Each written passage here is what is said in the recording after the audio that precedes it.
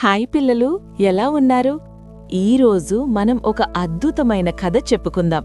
ఇది మామూలు కథ కాదు, ఈ లోకం ఎలా పుట్టిందో చెప్పే ఒక సూపర్ మ్యాజిక్ స్టోరీ. అనగనగా చాలా ఏళ్ల క్రితం ఈ లోకంలో ఏమీ ఉండేది కాదు, అంతా చీకటిగా ఉండేది.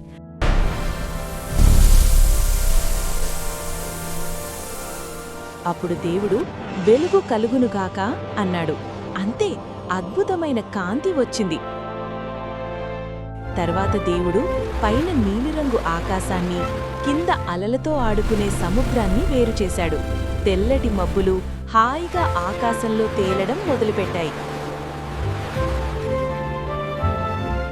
మూడవ రోజు దేవుడు చెట్లు, మొక్కలు రావాలి అన్నాడు.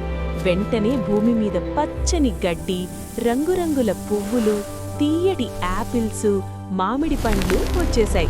లోకమంతా ఒక అందమైన తోటలా మారిపోయింది.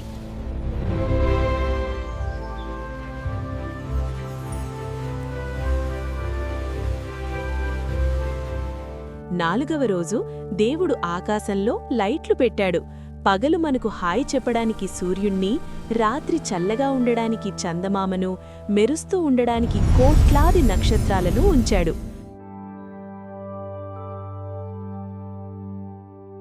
ఐదవ రోజు సముద్రంలో చేపలు గంతులెయ్యడం, ఆకాశంలో రంగురంగుల పక్షులు రయ్యిమని ఎగరడం మొదలయ్యాయి.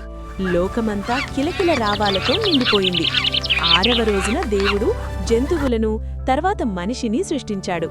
చూశారా, సింహం, ఏనుగు, కుందేలు అన్నీ ఎంత స్నేహంగా ఉన్నాయో. ఈ అందమైన లోకాన్ని చూసి దేవుడు చాలా బాగుంది అని ఎంతో సంతోషించారు.